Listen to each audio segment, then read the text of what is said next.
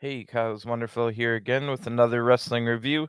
This time it's AEW Dynamite from August 17th, 2022, live from Charleston, West Virginia, the hometown of the newest factory member, Cole Carter. I was wondering if we were going to see Cole tonight, but maybe we'll see him on Rampage or Elevation have a big hometown match. But two big things were announced tonight that everyone was looking forward to. First of all, a big 2 out of 3 falls match with this show Dynamite having like a dragon theme, something to do with TV show. But anyway, it's going to be the American Dragon Bryan Danielson against the Dragon Slayer, who beat Bryan Danielson a couple weeks ago, Daniel Garcia. This time, 2 out of 3 falls with Ricky the Dragon Steamboat as the special guest timekeeper. But that's not the only big thing that everyone's looking forward to. It wasn't officially announced that it would happen, but pretty much all signs pointed to the return of Kenny Omega tonight ever since November. So that should be pretty big news if that happens. And if it doesn't, there might have been a riot. So it was almost guaranteed to happen. Um, and that was going to be in the first ever trios first round title tournament match. Young Bucks have a mystery partner after Hangman Page turned them down last week. Hangman wanted to be in the corner of the Dark Order during the trios tournament. So with Omega being gone with injuries, multiple injuries and surgeries, and a lot of rehab ever since losing the title to Hangman Page back at Full Gear in November. So everyone's just so excited to see Kenny back, but also kind of worried at the same time. They don't know what kind of Kenny Omega they'll see returning and how much is going to be real or fake, like we saw with Bryan Danielson coming back and acting like his head injury was still bothering him. We don't know if that was like some of it was real, some of it was fake. Was it 10% real, 100% fake? It's going to be the same deal with this, and that's kind of what we're expecting. So that's what we're expecting, and so everyone was really looking forward to it, even though there was only 4 matches announced for tonight and no other segments announced. But we knew it should be a really good impact Dynamite because we're only 2 weeks from Sunday is All Out. So we're getting ready, we're getting geared up, and we're only not many matches have been announced. So we do get out of this Dynamite tonight with some matches announced for All Out. But yeah, along with the two things people were looking forward to, there was also a Toni Storm match against Kylan King. No offense to them, but that's definitely more of an elevation match, and I'll get into why I think it should have been later on. But anyway, we also have the Varsity Blondes taking on the Gunn Club. I can't imagine anybody's too excited for that one, but we'll see. I'm guessing we were all expecting storylines to come out of that one. So anyway, this is definitely going to be a good Dynamite because we also saw the return of CM Punk last week in the main event after John Moxley defended the interim title against Jericho. So it looks like CM Punk was healthy, but he didn't say any words. But when he stomped his surgically repaired foot on the mat, he didn't have to say any words. So hopefully we hear from CM Punk tonight, and also get some more matches to set up All Out. Some matches potentially that we could get is like Christian Cage, Jungle Boy, Powerhouse Hobbs, Ricky Starks. And I don't think any title matches have been officially been announced before this show started. So we've got a lot of setup for All Out returning, the big potential return of Kenny Omega, the potential CM Punk talking, and a Bryan Danielson 2 out of 3 falls match. So I got a really good feeling about this week's episode of Dynamite, which is the 150th episode ever. As a special opening video with all the dragon stuff. That looked pretty cool. It was spliced with AEW highlights with a lot of fire and dragons. And then we start out with CM Punk's music hitting, and this is awesome. I definitely was hoping we would start the show this way. I've been looking forward to hearing from CM Punk, who we have not heard from in a while. So the AEW World Champion comes out to the ring. The huge cheers here, and CM Punk acts like he's gonna do the stage dive, but it was just a fake out. That's kind of what we assume injured him to begin with, and this kind of confirms that, unless he's just playing along. Like I said earlier, you don't know anything is 100% in the wrestling business. It could have been something else, and then CM Punk is acting like, "Oh yeah, this is what hurt me. I'm gonna do the stage dive." Nope, never mind.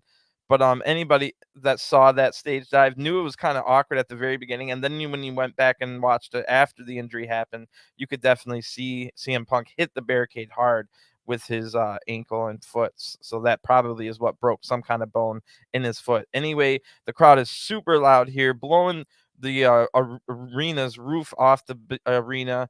And there's also one of the biggest signs ever in the front row. It didn't really say, it was like a hashtag, but it was giant sign. I would have been mad if I was behind that guy. Punk then gets in the ring. Of course, he's got a microphone, and this is very interesting. So here we go.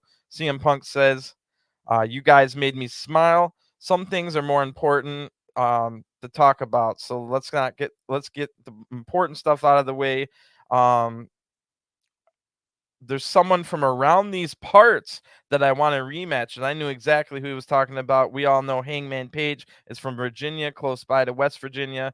And then CM Punk says, someone from around these parts I want to rematch. Hangman Adam Page. I want that rematch. Let's go right now. And then Punk waits and Punk waits. No Hangman Page. So Punk says, "My sentiments exactly. That's not cowboy crap. That's coward crap. If anybody else has a problem with the champion, come on down. I understand Jon Moxley has a lot of fans, but I'm the champion. I know what it's like to be the best in the world, but I've also know what it's like to be down. Jon Moxley, he's only the third best guy in his own group, and that seems to be a recurring theme in his career. Moxley was here while I was hurt. Moxley says he breaks bones, but the only bone he broke was mine. Moxley has been interim champion. That word means temporary. Moxley would rather spend time with his best friend, who's only the third best Eddie I've ever been in the ring with, and the second best Kingston. Jon Moxley wouldn't even be the first John I beat in Chicago for the title. And Moxley would only be the second best at that yet again."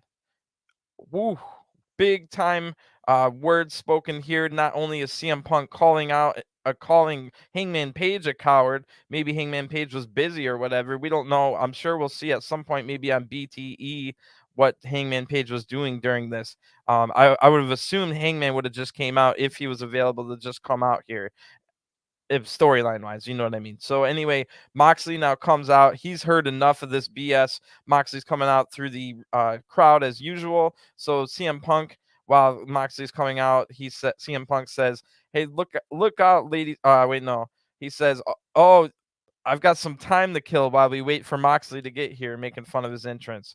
So once Moxley gets there, he says, "Oh, look out, ladies and gentlemen. CM Punk is dropping pipe bombs, doing what he does best, writing checks that his mouth can't cash. You think you're the best in the world? You weren't even the best wrestler at catering. You may think that microphone is powerful, but I'm the heart and soul of this company." And Punk says, "You can be the heart and soul. I'll be the dollars and cents." Going back to the money issue here. Moxley then says, "Look, we both know you're only here because you ran out of money. We all know you ran out of fighting spirit a long time ago. Go ahead, say something, do something." Punk says, "Well, we have a match at the pay-per-view, but if I hurt you now, I'm afraid you'll bleed all over me." Nice. I like that because Moxley does bleed in every single match, kind of making him look weak. He should be the one making other people bleed. You know what I mean? So anyway, CM Punk and Jon Moxley now have a huge brawl after all these big shots were fired. Wow, I can't believe this start to Dynamite tonight. So CM Punk and Jon Moxley are just brawling big time. Eventually, of course, security and officials run down.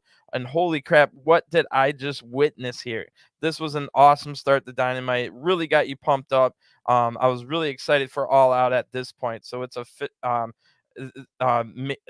got to be official, right? So question mark. We'll find out later. Anyway, CM Punk acting like the heel here.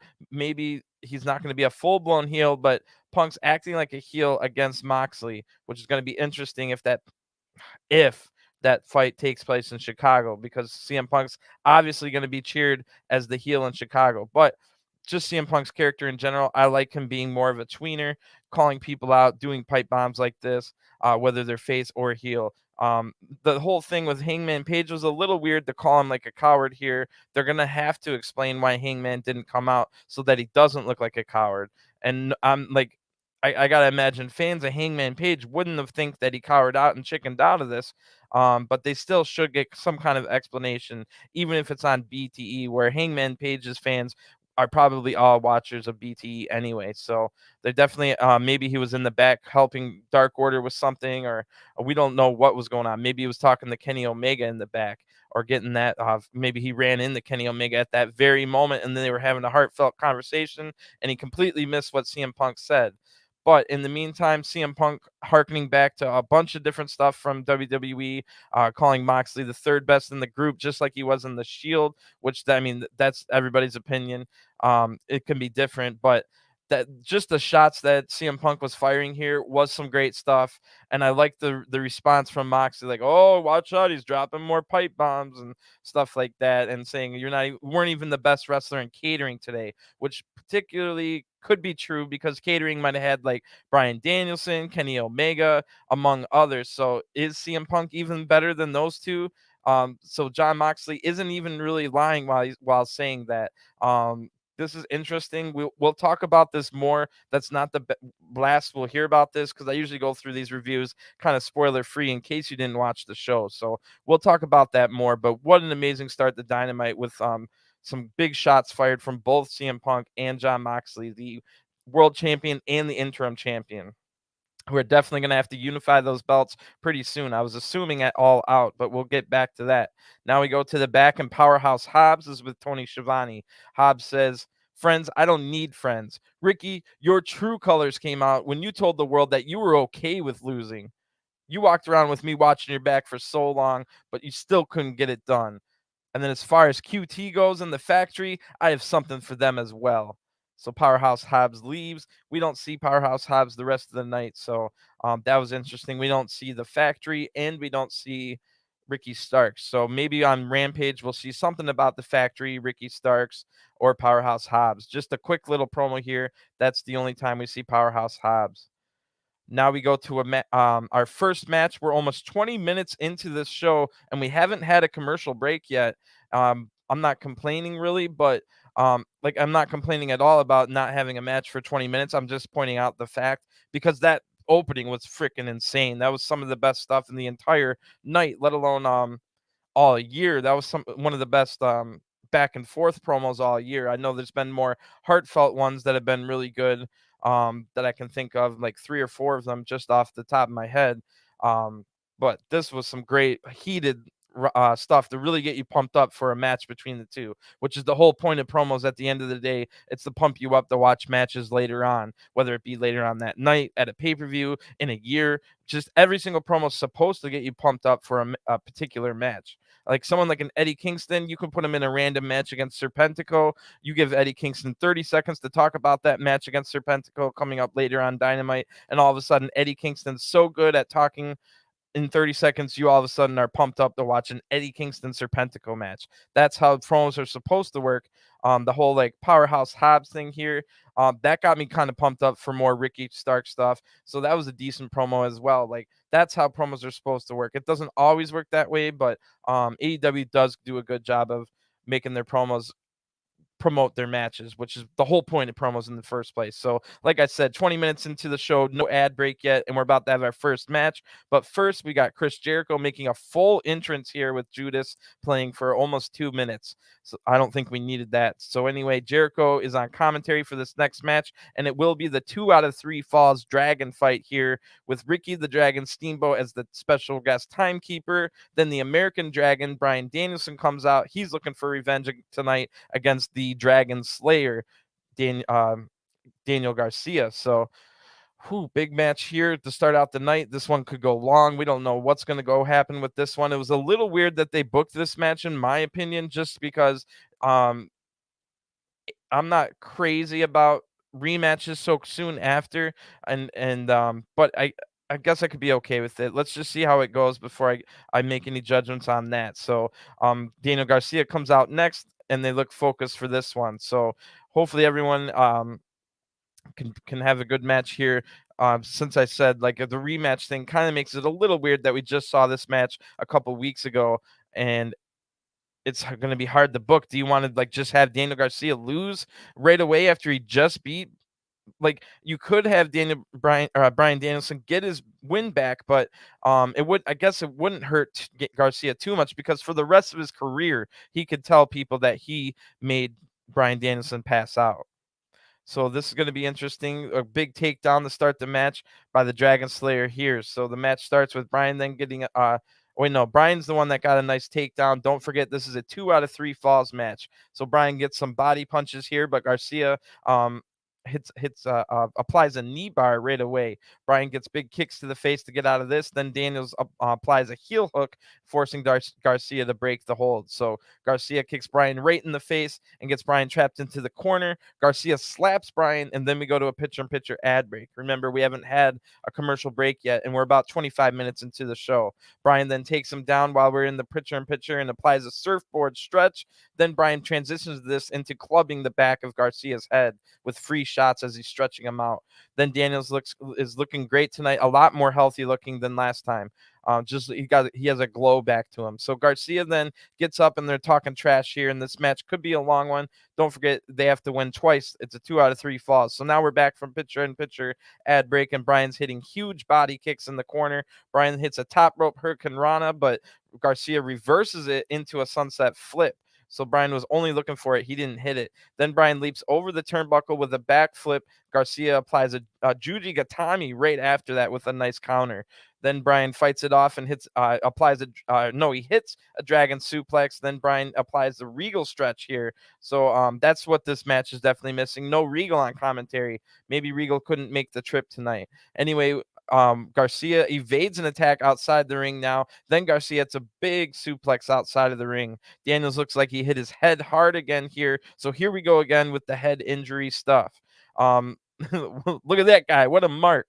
I'll never forget about that from Jericho from the last time Bryan Danielson was holding his head and acting like he had a concussion with look at that guy. What a mark from Jericho. That was just what a line. Anyway, and that was a little subtle nod for Jericho to remind to tell all the fans that might have been worried about Danielson's health that, oh, don't worry, it's just a storyline. It's just some people might think that is a bad thing, but I thought it was A, funny, and B, calmed people down if they had any doubts in their mind. Where was I? So Bryan Danielson just hit his head on the floor, and back in the ring now. Garcia's hitting hammer and anvil elbow strikes. That's always hard to say. Anvil and elbow. So then anyway, Garcia tries to apply a dragon tamer here, the dragon tamer that he calls it now, but Bryan blocks the hold. Then Garcia changes it to a pile driver and hits it. So Garcia now applies a dragon sleeper after knocking Danielson on his head with a pile driver. Don't forget, Danielson also got hit on his head outside the ring. So with the dragon sleeper applied now, Bryan passes out. The referee calls for the break the hold. Then the winner of the first fall due to referee stoppage is Daniel Garcia. So I like the way they played this. They gave Bryan maybe 2 or 3 5 seconds at the most before the referee started a 10 count. So Bryan Danielson had just been knocked out with the Dragon Sleeper. It's a 2 out of 3 falls match here. So Bryan had a 10 count to get up. Otherwise, it would have been a knockout and the match would have been over. So Bryan is able to get to the ropes and using the ropes to get up. That was I like that, the way they did that. Anyway, Garcia goes right back in with some corner strikes now, and we go right to another picture-in-picture ad break. So a little bit of a letdown. That was just a big drawback of having the first 25 minutes of the show without commercial breaks. So we go right back to another one, about 2 in a 10-minute span. So this match has been all right so far. It's just like I said, a little bit hard to care about rematches right after they had a big match against each other in the main event only a couple weeks ago. Personally, I couldn't quite get into this match because of that reason, but maybe it'll get even better when we get back from the break. Hopefully it's not just 10 straight more minutes of the same thing with everyone wondering if Bryan's hurt, if he's concussed again. Like, I don't want 10 more minutes of that. We just went through that a couple weeks ago. So when we return from the break, this one wasn't a picture-in-picture ad break, by the way. That's why I don't know what happened. But so we did miss a little bit of the match here. Bryan then gets DDT'd outside the ring onto the exposed concrete floor during the break. So yes, maybe we are going to be getting 10 more minutes of, oh my gosh, is he concussed, which we just went through in the main event a couple weeks ago. So Garcia now applies the Dragon Sleeper again, but Bryan is able to reverse it into a pin, getting the 1, 2, 3. So the winner of the second fall by pinfall is Bryan Danielson. Bryan Danielson has to be hurt still, and Garcia is able to go on the attack right after that second fall. So now it's next fall wins, just a regular match now, but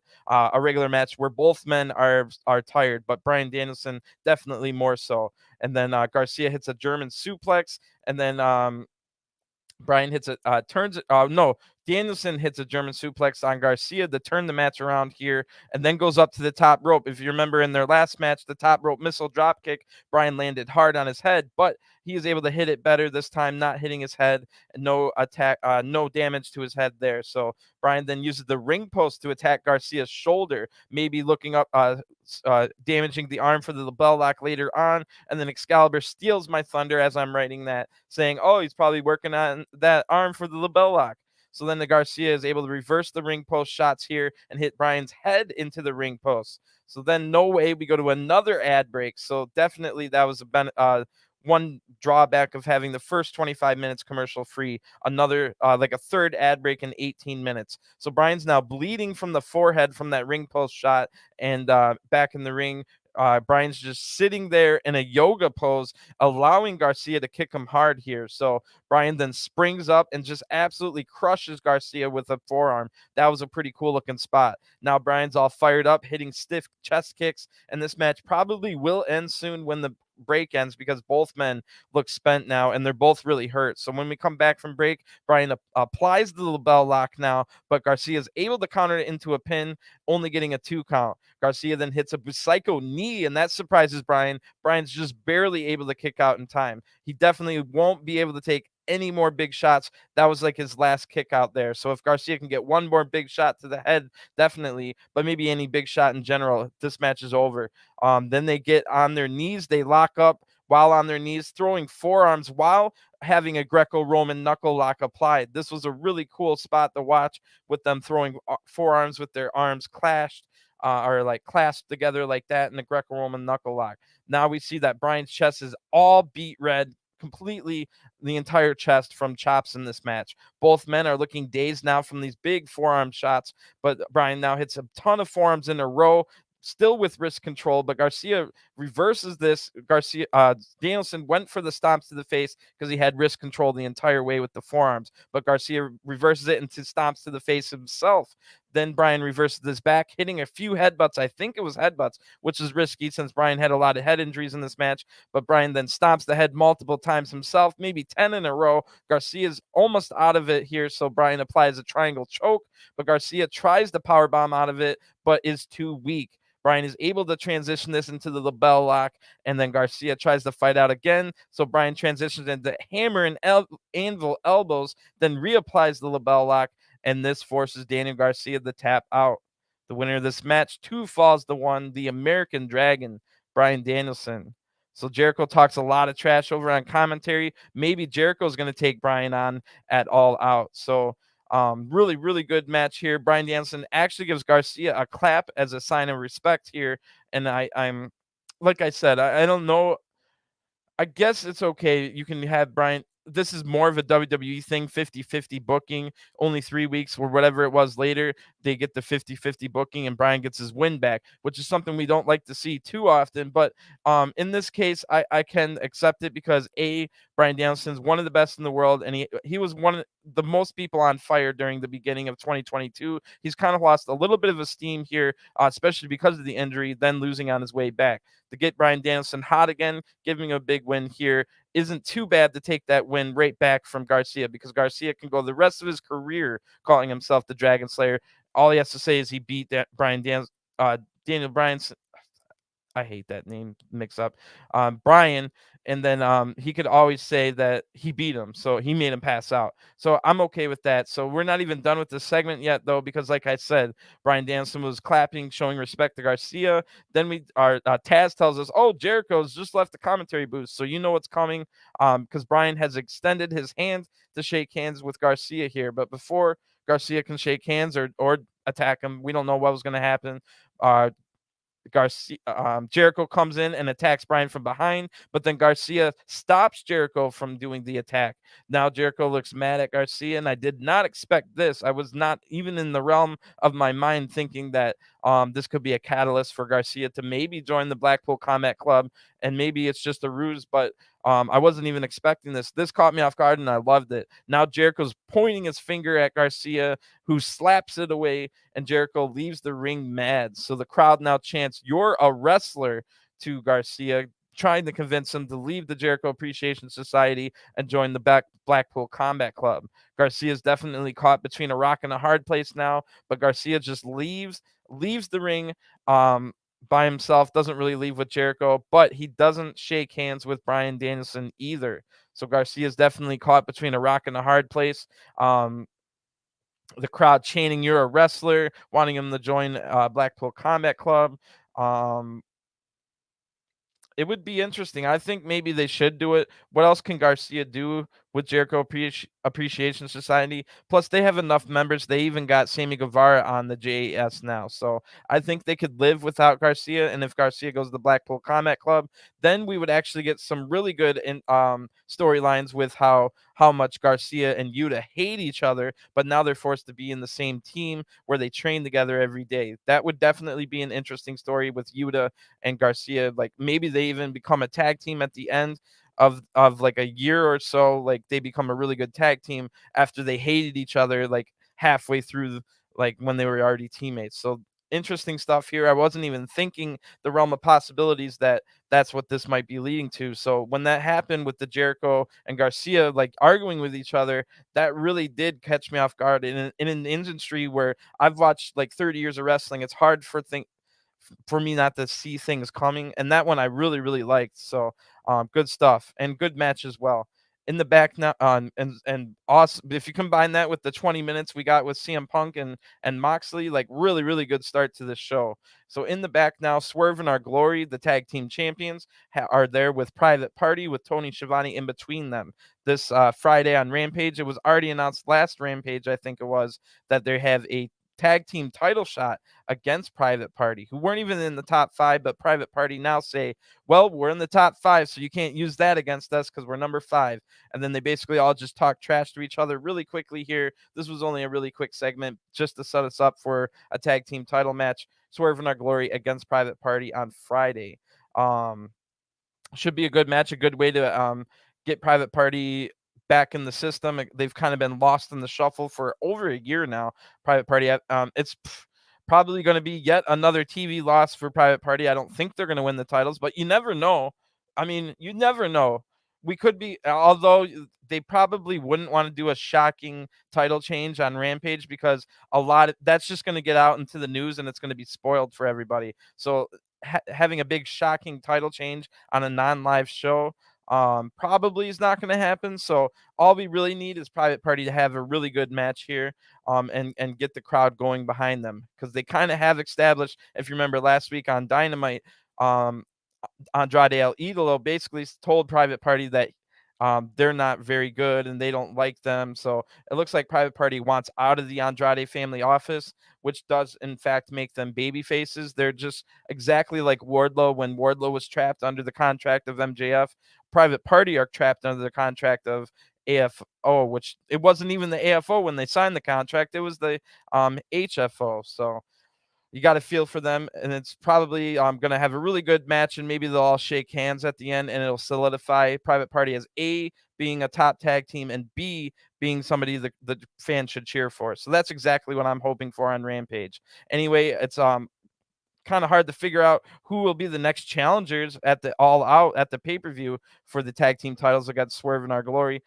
My best guess was FTR. Maybe FTR could go for all 4 titles, or maybe the FTR could defend one of their 3 titles against someone else instead, because they have 3 titles to work with. Plus, FTR might go to New Japan at some point because they haven't defended the IWGP World Heavyweight titles once. I don't think they've defended them. I think the Briscoes match was only for the ROH title. So maybe they did defend him once, but still, it's kind of weird. Anyway, we'll get into that because we hear some big news that was not very good news to hear later on. When we come back from the break, all of a sudden Tony Nese is coming out for a match, and I like Tony Nese. Tony Nese is cool, but I was like, what is Tony Nese doing out here in an unscheduled match for Dynamite? But then, holy crap, Jon Moxley just runs out right away and attacks Tony Nese from behind and takes out Tony Nese. Then Moxley gets the microphone in the ring and says, that he wants to unify the titles with CM Punk right now. So CM Punk now runs out. Security are out here. I see BJ Whitmer out there as well as one of the officials. They're trying to stop Punk from getting in the ring. But now we're back to Punk and Moxley trying to get at each other, just like we were earlier in the show. Now Claudio Castagnoli, of all people, comes out, and he's holding Moxley back. So Claudio uses his strength to basically just lift Moxley and get out of here. Moxley's super mad about all this and leaves through the crowd. And that was a really cool segment here. We didn't get anything else out of this one. Nobody talked. It was just another like trying to brawl segment. And it was way better than whatever that we were going to get with Tony Nese. No offense to Tony Nese. So we'll talk about that in a little bit. It's not quite over with. In the back now, Jericho is with 2.0, Daddy Magic and Cool Hand Ange. Chris Jericho says, Danny, I'll give you a pass tonight. Maybe you were dropped on your head too hard, but I want to make sure. So next week on Dynamite, we'll have a meeting, and you'll have a decision to make. So then Ricky the Dragon Steamboat walks up. Remember about 15 years ago at WrestleMania, I think it was the last match for Ricky the Dragon Steamboat, unless he had any in the independents with his sons. But the last big match, Chris Jericho against it was so good at WrestleMania that year that Ricky the Dragon he teamed up with Roddy Piper and Jimmy Superfly Snuka, who both looked pretty old, but meanwhile, Ricky the Dragon Steamboat looked like he was still could have a great match. So they brought him back for one more pay-per-view match, one-on-one against Jericho at the next pay-per-view Backlash. And Ricky the Dragon Steamboat had an excellent match in his like 50s, maybe his 60s, but it was like a real match, not like more than we see Sting doing. No offense to Sting. He's been doing crazy things in his 60s as well. So this is pretty cool. Ricky walks up and says, if anybody should mentor Garcia, it should be Danielson. And this makes Jericho mad, of course, and says, I haven't liked you for 15 years. Stay out of our business. And then they leave, but Cool Hand Ange stays back and yells at Steamboat. So Steamboat punches him right in the gut and then leaves. So that was pretty cool. I'm glad they had Steamboat do more tonight than just be the timekeeper. We got a little promo and the Hartkin back about the Jericho Steamboat rivalry. All right, this one's interesting. So next, the Varsity Blondes come out. They've got a big match in the tag division rankings against Gunn Club next. So this was one of those matches that they announced beforehand, but nobody could quite be like, nobody was going to be excited about Varsity Blondes Gun Club. So we knew something was something fishy, something was smelling fishy. So especially after last week, we saw Stokely Hathaway ask the Gun Club to join them instead and leave their father Billy. So that storyline is probably why this match was made. And then holy crap, within the first 20 seconds, goodbye Varsity Blondes. Thanks for coming. Colten Gunn hits the Colt 45 20 seconds into the match for the 1-2-3. The winner of this match by pinfall, Gun Club. So now Billy Gunn gets on the microphone and says, now that's how it's done. I'm proud of you boys. I've done some great things in my career, but managing you has been the best part of my career. So you knew exactly what was coming because Billy Gunn was cutting a babyface promo here. Then, yep, of course, Colten Gunn and Austin Gunn turn on their own father. They beat up Billy Gunn. Colten Gunn and Austin Gunn are now with the Stokely Hathaway new faction group stable. I don't know what it's going to be, but the Gun Club join up with Stokely Hathaway as their new manager, and they're now in a stable with Lee Moriarty and Ethan Page. So could you have imagined that a couple months ago, saying that the Gun Club are going to be in the stable with Lee Moriarty and Ethan Page? Nobody would have guessed that. And that's some of the best stuff about pro wrestling, and was when weird things like that happen that you could have never possibly dreamed of. Maybe it'll be absolutely terrible, maybe it'll be legendary and something we talk about in 10 years, how great this Gun Club, Lee Moriarty, Ethan Page, Stokely Hathaway stable is. So at this current point in time, you have no idea how it's going to turn out, but it is like one of those things that just makes you think, wow, no way could I ever have imagined that this would have happened 3 months ago or even a couple of weeks ago. So anyway, the Acclaimed now run out and they save Billy Gunn from getting beat down any further. So Bowens gets on the mic and says, scissor me daddy butt. The crowd goes absolutely wild here, and Billy now hugs his new sons, the Acclaimed. So it looks like Billy Gunn is back together with the Acclaimed. That should be an interesting trio going forward.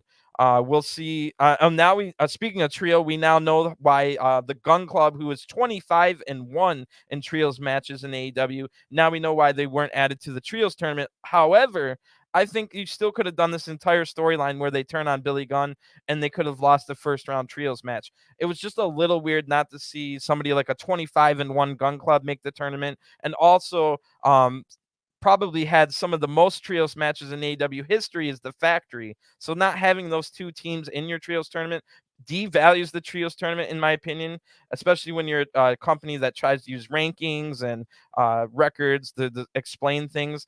Well, how the heck does the Gun Club not get in with the 25-1 record? And I get it. You wanted to have them turn, but they could have fought somebody and lost tonight in the trios tournament. You could have had 2 trios tournament matches tonight instead of this match. And it could have been quick. You could have had it be a quick match and maybe Colten and Austin turn on Billy like before the bell rings and then Billy gets beat. So these just should have been in the trios tournament. If you wanted to look real, there's no reason they shouldn't have been. So here we go. I'm already fired up from that diatribe I just said about the trios tournament, but this is so mind-numbingly stupid. I don't know what they're thinking. Well, I guess we'll just have to wait and see, because now it's in the back. Jay Lethal, Sanjay Dutt, Satnam Singh, and I did not expect these words to come out of Sanjay's mouth, and I was devastated to hear these words spoken. So Sanjay Dutt says, "Oh, Wardlow, you needed FTR to help you." And then it happens. Sanjay Dutt says, "How about a 6-man tag match at All Out?"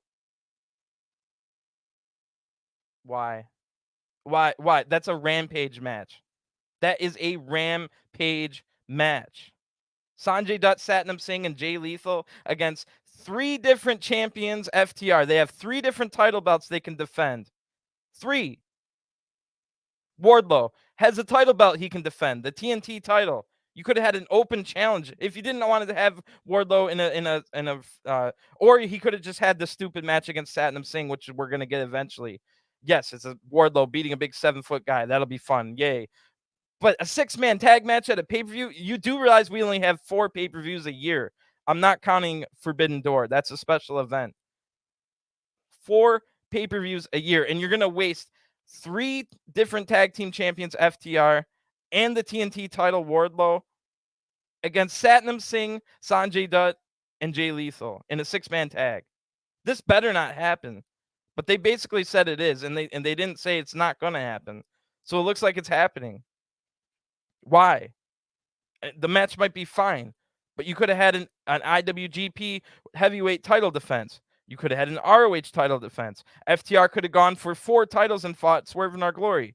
Wardlow could have fought anybody. If you wanted them to fight Satnam Singh, that could have been fine. You want Wardlow to fight a 3-on-1 handicap match for the TNT title? Fine. That could have been fine. And then we could have got FTR versus Swerve in Our Glory trying to go for 4 titles, or we could have had FTR defend the IWGP Heavyweight Championship against, I don't know, just pick anybody.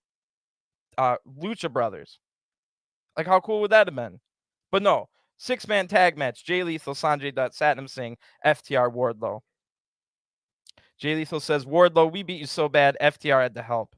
Now you're our enemy as well, FTR." And then we go to a commercial break. So please no. Like I said, that is a Rampage match, not a pay-per-view match. We only have 4 pay-per-views a year. We have 52 Rampages a year. Throw that on Rampage. I don't even want to see that match on Dynamite, let alone a pay-per-view. And if FTR and Wardlow didn't have any titles between them, then I'm fine with it. It's the fact that FTR has 3 titles they could defend. Wardlow has a title he could defend. But no, we're going to have a stupid 6-man tag that nobody in the world who could possibly be wanting to watch this match. Who in their right mind wants to watch this match? Complete waste of 3 of your most popular stars, Wardlow and FTR. 3 of the very most popular guys you have on your roster. And they're not necessarily like people were like Daniel. I hate when people say this, but all the WWE guys. And sure, FTR were in WWE, but they weren't big stars there. These are kind of like homegrown guys. And I still hate that comparison. Like, I hate when people say Claudio's a WWE guy. No, Claudio was an ROH guy that went to WWE. And before he was an ROH guy, he was a Shikara guy. And before he was a Shikara guy, he was in whatever independence he was in before that.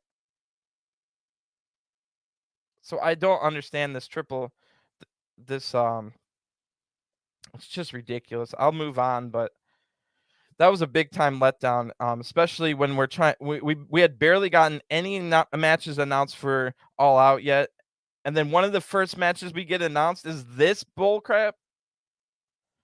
So in the back now are Death Triangle. Pac says United Empire, Will Ospreay. A little bird tells me that you walk around thinking you're the best Britain has to offer. But just say I'm looking forward to this trios match next week. If you haven't heard how dangerous we are, you must have your head in a box. We'll see you in Cleveland next week, and then the segment ends. So next week's going to be really good match in the trios tournament. Death Triangle, Pac and the Lucha Brothers against United Empires, Will Ospreay and Aussie Open. Will Ospreay is in the finals tonight. Will Ospreay might be coming into that match as the G1 champion tonight in about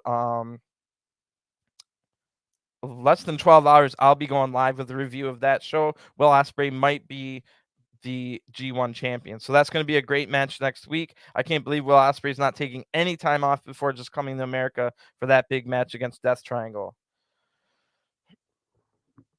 So now Jungle Boy comes out to the ring and he's like, he has the microphone and he says, well, if you remember his t-shirt from last week, it said Christian is a kitty cat, but a different word for cat. And then Jungle Boy says, I was told last week to never wear that shirt on television again. But boy, oh boy, did that shirt hit the nail on the head. For weeks, I've tried to hit Christian every chance I get. I even tried to hit him with a car, and he's done absolutely nothing. Me, personally, I wouldn't take that, but that's just me.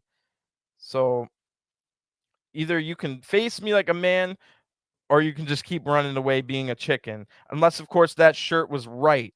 So then Christian's music hits, and the crowd is giving. By the way, the crowd was giving Jungle Boy what chants. It's not that often we hear what chants in AEW. I mean, I guess maybe they are in West Virginia, no comment. But Christian now comes out and says, "You're challenging me to a match at All Out?" Well, my answer is no. And it's not for the reason you think. We saw it last week. Luchasaurus got suspended. And at the end of the day, believe it or not, I'm proud of you, Jungle Boy. You're out here standing up for yourself. So I'm going to come get in the ring, chill out. We said some things. I did some things, but I don't think either of us meant it. You got a little bit personal there, but I understand. I don't want to fight you. I want to help you. I want to take you to the promised land. And at the end of the day, we're family. I love you. You're like a son to me. Come back home. So Jungle Boy seemingly thinks about it. But then Jungle Boy just takes Christian down right away, mounting him for punches on the mat. Christian gets out of the ring, but then kicks Jungle Boy low. Christian then throws Jungle Boy headfirst into the barricade, but Jungle Boy reverses the next attack, hitting Christian's arm into the steel steps. Then Jungle Boy stomps on the arm onto the steps as we go to an ad break with security coming out to stop this beatdown. So wow, it looks like it probably it's not official yet, but I'm sure Christian Cage against Jungle Boy at All Out, and now Christian Cage is going into that match with a damaged arm. So that'll be the story of that match going into it. And it's not official yet, like I said, but you got to imagine it will be. So in the back now is FTR and Wardlow. And Cash says, there's no way in hell we're going to let Wardlow get jumped. If you want a 6-man tag, that's fine. Shake my head. Daxton says, Lethal, they might have called you the best, but right now, I'm the best in the world.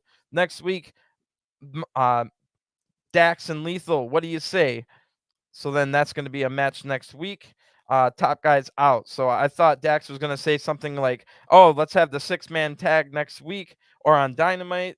But no, it looks like FTR, who has 3 titles, Wardlow, who has a title, are going to have a stupid 6-man meaningless tag that belongs on Rampage at one of the only 4 pay-per-views of the entire year.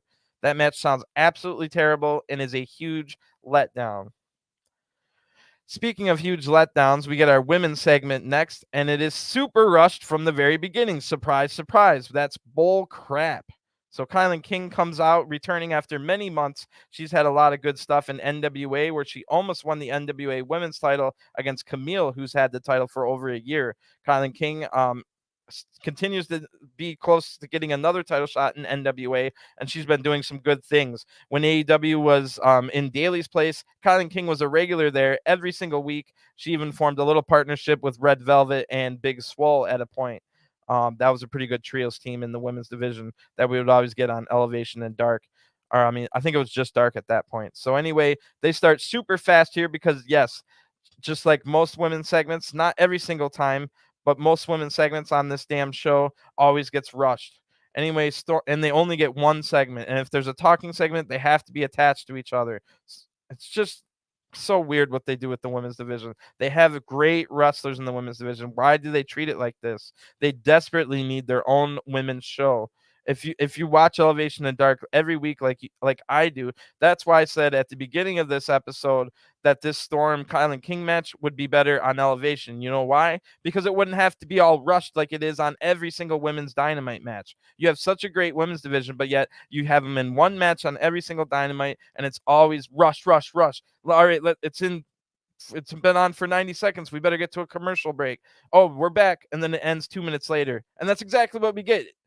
Usually I don't even talk about what happens in the match before it's over, but you knew exactly what you were going to get when this match was announced. You knew they were going to come out, be super rushed. You knew they were going to go to a commercial break in 90 seconds, and you knew when they come back, it's going to end a couple minutes later. And that's exactly what we got. So let's get into it. Just a shame. Kylan King is great. Toni Storm is great. But you know what? This match on Elevation would be 10 times better because they wouldn't have to be rushed and they could get some time. We've seen Toni Storm and Emi Sakura have a great banger of a match on Elevation like 3 weeks ago. That match was awesome. But if they had that match on Dynamite, it would be super rushed. It would go to commercial in 60 seconds. And then when you get back from the commercial, it would just end. So all the women's matches are way better on Elevation because of the fact that they don't get super rushed. So that tells me, can I please, you've got a great women's division here. Either release your women's division so they can go elsewhere and I can watch them elsewhere, or give the women their own show. Anyway, Storm gets hit into the ring post and then they go to an ad break. So we didn't even really get much. Now when we come back, they're feeling super rushed still. And Kylan King applies a hold, completely in control here. Storm then counters a corner attack twice in a row. Kylan King then stops Storm from jumping off the top rope, hitting a knee strike into the ribs. So now they're both fighting on the top rope. Toni Storm is able to reverse a superplex into a crossbody splash. Big moment of the match right there. Now we're back from the ad break. Toni Storm hits a fisherman suplex for a 2 count. King blocks the next attack and then hits a few big kicks. Storm blocks another corner attack here, but King uses her power advantage to lift Toni Storm up and slam her down for a 2 count here. King goes for some kind of pump handle attack, but Storm counters it with a German suplex. Then Storm absolutely destroys Kylan King with the hip attack, which now we're told is called Sweet Cheeks music, which is, I like that. That's funny. Anyway, Storm then hits the pendulum DDT, and of course the match is over. 1, 2, 3. Get him in, get him out. It's like you don't even want him to be there. You tell your audience that nobody should care. The winner of this match by pinfall is Toni Storm, who is the #1 ranked woman in the division. We get to see the AEW World's Women Champion Thunder Rosa nod her head for 2 seconds in the back. That's the only thing we get from our women's champion all show, a 2-second nod of the head. We quickly just move right back to the men's division, just like every Dynamite basically. Oh, the women, get them in there. Rush, rush, rush. Go to a commercial break. All right, we're back. All right, end the match. Okay, now get out of here so we can get back to the men. It's bullcrap. It's ridiculous. Don't even have a women's division. Why am I spending so much time covering and watching Elevation in Dark and breaking down this women's division that you guys have? I give some of the biggest breakdowns of the women's division. You want to know everything about the women's division? Go watch my Dark and Elevation reviews. I break this stuff down as finest details. And it's a great women's division that has some great promising like under 23-year-olds on the roster as well. Like we got the Renegade twins that never get on TV. They're not officially signed, but they're 22 years old doing great things. And for what? They need their own show. Get them off. If you want your damn men's wrestling show back, like every single time it's like, oh, we got to get the men back. Hurry and quickly get through these women's stuff so we can get the men back. It's ridiculous. Give the women their own show. It's a crock of crap. I knew not to get excited. I would have been under if I didn't already have my trust broken with the women's division in AEW. I would have been super excited for Toni Storm, Kylan King announced. But I knew not to get excited because I knew it would be rushed. And I knew it wouldn't be respected. And I knew it would just end real quickly and they would move on to the next thing as if it never happened. We get 2 seconds of the women's champion nodding her head in the back. Treat them with some respect. Give them some time. I understand you got 1,000 people on the roster and you only have 3 hours of television show on TV. Fine, just don't put a women's match on Dynamite then. Give the women some longer matches on Elevation and Dark and call it a day. Just take away the one women's match on Dynamite if you're not going to treat it with respect. Because I knew not to get excited for Kylan King and Toni Storm, which on paper is a great match. But I knew because it's on Dynamite, it's going to be rushed and it's going to be crap, which it was. If this match was on Elevation, this match is 10 times better. Get the women their own show or stop putting them on Dynamite. It's ridiculous. So we just quickly move on, like I said, with Toni Storm celebrating to see a hype video for Rampage. And then also on Rampage, we'll see Penelope Ford, who just returned this last week on Elevation. Penelope Ford to go up against Athena. So Penelope might be able to get right into the top 5 with a big win over a top 5 ranked Athena. We'll also have Claudio Castagnoli speak on Rampage. And then Hook defends the FTW title against the Reality Zach Clayton, which we saw set up on last week's Rampage. Check out my review for more on that. Also, as we already know on Rampage, it'll be Private Party going for the AEW tag titles against Swerve and Our Glory. And now we're told at All Out it will be a rematch from Forbidden Door and a really good match, so I'm okay with it, I guess. Is Thunder Rosa defending the AEW women's title against Toni Storm. So that'll be at All Out. And then next week, it'll be Death Triangle against United Empire, Will Ospreay and Aussie Open in the Trios Tournament first round. We'll also see Jay Lethal against Dax Harwood, which should be a pretty good singles match. But again, I'm so upset that that's going to be a 6-man tag, a trios match at All Out. It's just ridiculous. Who in their right mind wants to see that match when we could have had a TNT title match and an IWGP heavyweight title match? Instead, we're getting a terrible 6-man tag. So anyway, huge news next. I don't know how I feel about this. I have no idea how I feel about this. I am combined with the 6-man tag for Wardlow and FTR at the pay-per-view. Now this kind of makes me worried about the pay-per-view even more because we're told that next week on Dynamite for the unified AEW world title, it will be Jon Moxley taking on CM Punk. Wow. What the heck? We're only like 2 weeks away from All Out in CM Punk's hometown. That's a huge, huge match. Sure, if it had... I don't even know what to think about that. I'm not excited. I'm perfectly fine. I'm perfectly fine with waiting 11 more whole days to watch it at the pay-per-view. And is it going to be a situation where they start the match and then there's a brawl and the match doesn't finish? Well, then you're alienating your fans who did want to watch this match on live TV. So if they have the match and it's over with, what happens at All Out? Maybe we have something else cool set up. But in the meantime, we already set up this match. And then the first 15 minutes, 20 minutes of this show really got us excited for a big pay-per-view match in 2.5 weeks. But now you're telling us it's on free TV next week where it's going to have picture-in-picture ad breaks, and it's probably not going to be as good as it would have been in the pay-per-view. Are they just going to have a rematch at the pay-per-view? Then we're just seeing a rematch of a match we just saw 11 days before. I'm fine with waiting 11 days and watching it All Out. I don't know what the heck what is going on. Why is FTR not defending any of their 3 titles at the pay-per-view? Why is Wardlow not defending the title at the pay-per-view? And why are we not having this unified title match at the pay-per-view? The pay-per-view is so close away. Why are we doing this? What the heck is going on? Like, sure, AEW has built up enough trust. You got to imagine that the pay-per-view is still going to be good. But what the heck is going on? Like, I'm not excited at all. I am not excited at all for this unified title match next week. And I should be. That's what's wrong with this situation. We're only 11 days out for one. You only have 4 pay-per-views a year. You couldn't wait 11 days for CM Punk in his hometown to go for the unified title against Moxley.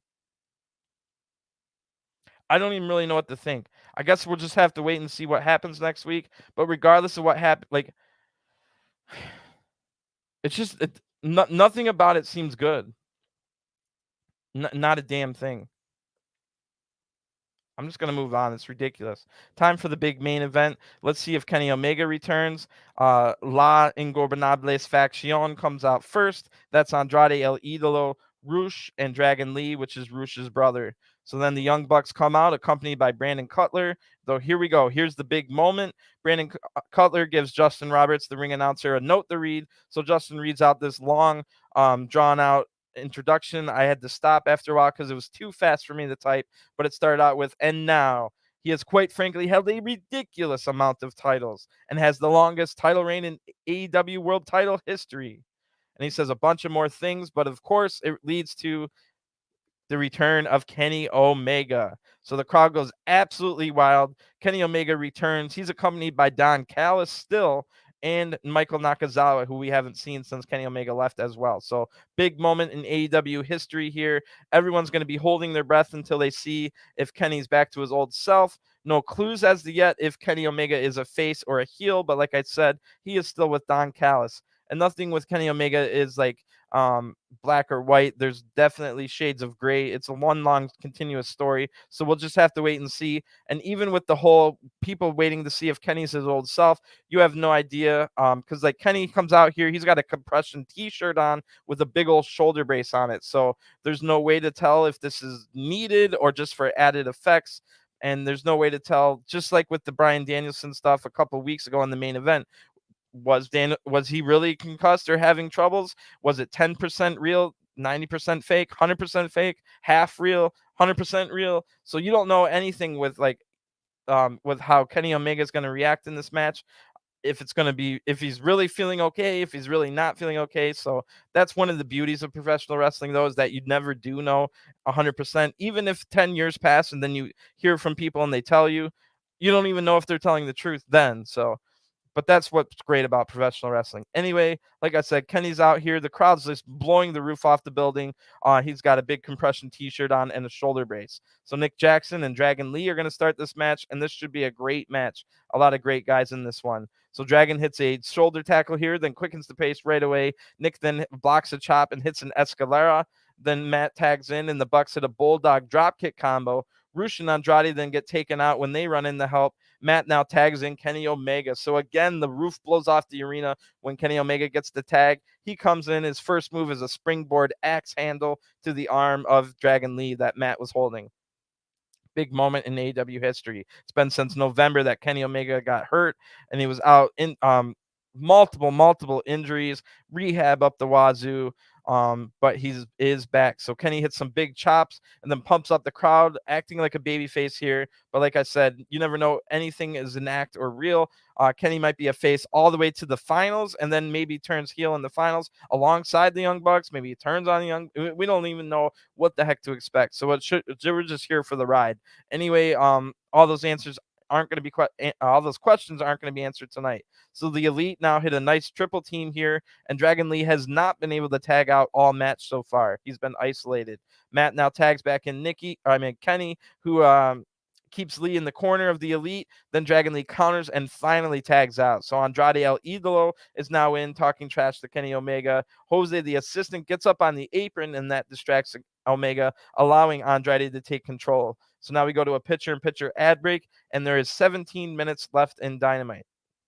So Roosh now tags in. He works over Kenny, keeping control. Dragon Lee tags back in, and Andrade and Roosh go to attack the Bucks outside the ring so that they can't help Kenny here, who's been getting beat down all ad breaks so far. Roosh then finds the Trios title somewhere, and he holds it up high above his head. I like that. That was funny. Andrade now tags in, and they take Kenny apart a little bit more. Roosh then does the Tranquilo pose, but Kenny hits some strikes to fight back right after that. Andrade hits him back, but Kenny's able to tag in Nick as we get back from the break. Matt tags in as well, and he catches Dragon Lee and hits a locomotion Northern Lights suplex combo, and then the Dragon Lee comes in, but Nick comes in as well. Then Andrade gets hit out, and then Kenny. So they just all come in and get hit here. The Elite then hit a triple vertical suplex on all of LFI. So that's how everyone was coming in. And it started with a double suplex attempt, ending with all 6 of them. and the Elite hit the suplex. So Nick Jackson now hits a dive to the outside on Dragon Lee. Kenny comes in hitting a backbreaker on Dragon, and the Bucks now hit some attacks after that, but Rush comes in to break up the pin. All 6 men are in here, and La Faccion and Ingobernables take control. Kenny now gets hit with a Meteora in the corner, the double knees by Andrade. Now LFI triple team the legal man Matt Jackson, ending with the triple team drop kick. Now we're back from a picture-in-picture ad break. Only about 5 minutes between ad breaks on that one. So, or we go back to the picture-in-picture ad break. Only about 5 minutes in between. So anyway, it's fine because we get to see what happens anyway. No complaints. Matt then gets hit with a cheap shot from the apron, and Andrade tags in. He keeps attacking Matt here, but Rush hits big strikes and a power slam as well. Andrade tags in again. It must have been Rush that tagged in there. Then he hit those strikes. So Andrade's back in, keeping control. Rush tags back in. Quick tags here as we come back from the ad break. Rush then hits a big kick, does the tranquilo pose again, but this makes Nick run in and kick Rush right in the head.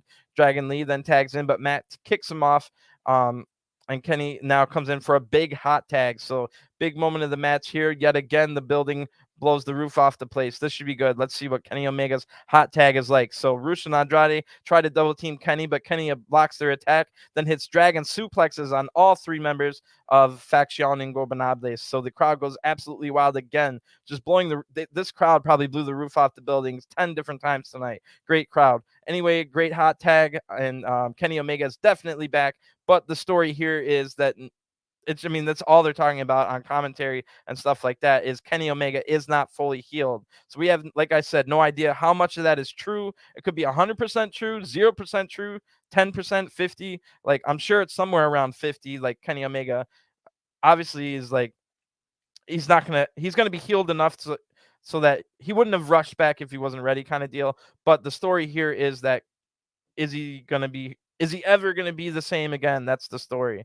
So anyway, the Bucks now come in and help Kenny take out all 3 men, and then they hit a triple super kick here. Then the Bucks hit planchas to the outside. Kenny wants to dive to the outside, but Dragon Lee stops him from diving. Huge boost from the crowd on that one. Kenny then backflips out of an attack and tweaks his surgically repaired knee. Again, that's going to be the story probably for the rest of his career. He's probably going to do little things to make you think, oh no, is he done? Is this it? So Kenny tweaks his knee here, showing that maybe he rushed back, kind of deal. Kenny stumbles after that, and Jose, the assistant, trips Kenny from behind. So holy crap. Then Rush holds Kenny over the barricade while Dragon Lee absolutely launches like a torpedo from the ring onto Kenny Omega. Both of them fly into the crowd over the barricade. That was the spot of the night for sure. That was absolutely wild. Kenny doesn't even want to hold back here in his first match. That's the fact that Kenny took that tells you everything you need to know about Kenny Omega is feeling okay. Like I said, I'm sure it's not 100%. Maybe it never will be. But for Kenny Omega to do that big spot, getting torpedoed into the crowd over the barricade, Kenny Omega is back. And that's great news for everyone involved. Back in the ring now, Nick grabs Andrade's foot to stop the momentum here. Nick then gets taken out by Dragon Lee, and Andrade gets a 2 count on Kenny back in the ring. After that, Andrade hits the hammerlock DDT, but Mac Jackson's just barely able to get through the defense. That Rush was playing defense here, but Rush gets thrown onto the pinfall, stopping the count at 2. Then out of nowhere, Kenny hits a nasty knee strike, then lines up perfectly, hitting a V-triggered knee strike right after that. Dragon Lee looks like he's out cold. Kenny Omega wants to hit the one-winged angel. Even with the bad knee, Kenny is able to hit it, and the Young Bucks hold on to Rush and Andrade outside of the ring, and the referee counts the 1, 2, 3. Great to see the one-winged angel here. The winner of this match by pinfall, the Elite. Kenny Omega is back. What a great return. So before I talk about that anymore, we are not done with the drama here. Big-time drama to end this Dynamite. I absolutely loved the ending of Dynamite. I might have hated some stuff we got in the middle of tonight's Dynamite, and all the news for All Out wasn't looking good. But an epic start with that 20-minute promo battle between Moxley and CM Punk. And now I end with the Kenny Omega return, and this little ending here capped it off. So Andrade now hits and a hammerlock DDT on Dragon Lee in the ring, and this makes Dragon Lee's mask fly off, and in front of the world, national television, we all see Dragon Lee's face. Kenny Omega is the last thing we see right after that. Kenny is shocked by this turn of events. He wants to go help Dragon Lee, but the Bucks hold Kenny back from rushing the ring as we fade to black. Wow, did I absolutely love that ending. This goes exactly with what Andrade and Rush have been saying. If you saw their promo on, I think it was Rampage, but maybe it was Elevation. It might have even been Dark, but so you guys might have missed it. But Andrade and Rush were talking about why they're trying to take the masks off of off of the Lucha Brothers, and basically said, "Well, we don't respect the culture, and look at us, we're handsome Mexicans. Why would we want to put a mask over our face?" So not only did Dragon Lee lose them this match, but Andrade then unmasking Dragon Lee, which don't forget is Rush.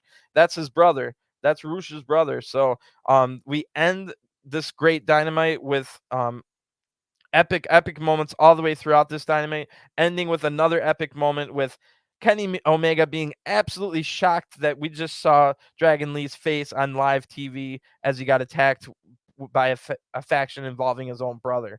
So with the Kenny definitely showing he might be a babyface here because he wanted to go help Dragon Lee. He was so offended by that turn of events. Kenny Omega wanted to go help Dragon Lee. So, like I said, we could get to the finals and then maybe Kenny Omega shows his true colors as being a heel, or maybe the Young Bucks are heel as well, or they just stay babyface. We don't know exactly what to expect, but a little bit here with this shocking ending definitely shows that Kenny Omega was concerned and wanted to go help Dragon Lee, but the Young Bucks held him back, probably smartly. So they know that he just came back from injury, just had a match, shouldn't get into the ring, maybe potentially getting beat down. So great episode of Dynamite all the way through. I know I have a few complaints. My major complaints are valid, I think, in my opinion, even though I have 3 major complaints coming out of this show. The first like 40 minutes, because that first match with Dragon Slayer versus American Dragon with the Dragon Steamboat, that was great. I like that match. And then the promo battle at the very beginning with Moxley and CM Punk, there was some bombs dropped in that one. So the first 40 minutes was absolutely phenomenal of this show. The final half hour also absolutely phenomenal. We get the return of Kenny Omega. The crowd made this like moment even better. They were so excited to see Kenny Omega, and the match was good. Kenny telling us what his story is going to be basically for the rest of his career. He's going to be teasing, am I done? Am I going to be ever to be the same? Is one more big injury going to take me out forever? That's going to be the story that Kenny Omega has for the rest of his career, and it starts tonight. So big moment in time. Like I said, we haven't even seen Kenny Omega since November, so big stuff there. Not only that, but then the ending was epic. I love the ending where Dragon Lee gets his mask ripped off. We all see his face, and then Kenny Omega is so shocked that he wants to help him. So that's the good stuff, but the bad stuff, I'm my want to see All Out kind of went down tonight. We're getting FTR and Wardlow in a 6-man tag, not defending any of the 4 titles that they currently hold. Instead, having a 6-man tag that involves Sanjay Dutt and Satnam Singh. 2 people I definitely don't want to see in a pay-per-view match. I like Jay Lethal, and I like Satnam Singh as far as a character and stuff, and I like Sanjay Dutt's whole career. When he was the Guru and stuff in TNA, that was some great stuff. But does it mean I want to see this match? No. And like I said, I wouldn't even want to see this match if the challengers, if their opponents didn't even have 4 titles. But the fact that FTR have 3 tag titles they could defend at the pay-per-view, and Wardlow has one of the 3 singles titles in the company for the men, he could defend the TNT title. It just makes absolutely no sense. So a little bit of a mixed bag here. I guess if you were to rate this Dynamite, it would be highly rated because of all the big moments. There's going to be so many memorable moments coming out of this Dynamite that people will talk about for the next 10 years and maybe beyond, depending on how the future of the business goes. But you got to imagine this is a highly regarded episode. This is an epic episode. Many memories and are going to be thought of from this episode. We're always going to remember this CM Punk Moxley back and forth. We might even always remember that 2 out of 3 falls match, and we'll definitely remember this Kenny Omega return with the shocking ending with Dragon Lee's face being exposed. So a lot of super highly memorable moments from this episode, but it wasn't all roses. It was not all roses. an insult to the women's division yet again. Just quickly get in there, get out, so we can get back to the men. It's clear as day that that's the message you send to your audience. Oh, here's the women, but don't worry, we'll be back to the men really, really quick. So don't go away. We're just going to quickly speed through all the women's stuff so we can get back to the men's division. So yet again, another insult to the women's division. I have no idea why the FTR and Wardlow aren't going to defend any of their 4 titles at the pay-per-view. And then again, I have no idea why we're not waiting 11 whole freaking days for the unified title match. Why wouldn't we wait just 11 days? Why is it next week? I'm a huge wrestling fan. I'm a huge AEW fan. I'm a huge CM Punk fan and a huge Moxley fan. You would think I'm super excited for next week's big unified title match. And yet I'm not. You know why? Because in 11 days after that is a pay-per-view in CM Punk's hometown. There's only 4 pay-per-views a year. So I'm going to get going because that's ridiculous. And I don't want to just sit here and yell even more. I've yelled way too much as it is in this review. And I apologize for all you big AEW fans who might not like that. But I hope you understand what I'm saying with my 3 things that I had what I found faults with. Like the other stuff in the episode I liked, and I explained everything, why it was epic and memorable and why I personally liked it and why everyone should like it. But I think I should explained enough why some of the decisions are just baffling heading into All Out. Like, why the heck is the unified title 11 days before All Out? Why the heck is FTR not defending one of their 3 tag titles at All Out? Why the heck is Wardlow not defending the TNT title at All Out? Just ridiculous. So I'll be back in about 8 or 9 hours with coverage of the G1 Climax 32 finals from New Japan. We might see Will Ospreay get his first ever G1, or Okada might win 2 in a row. So come back here in about 8 or 9 hours. I'll be here live as soon as the New Japan show ends, covering the finals of G1, where we'll also probably get huge surprises. So you never know what we're gonna find out. Thanks for tuning in. I hope to see you guys again soon. Enjoy your time and enjoy your wrestling. Peace.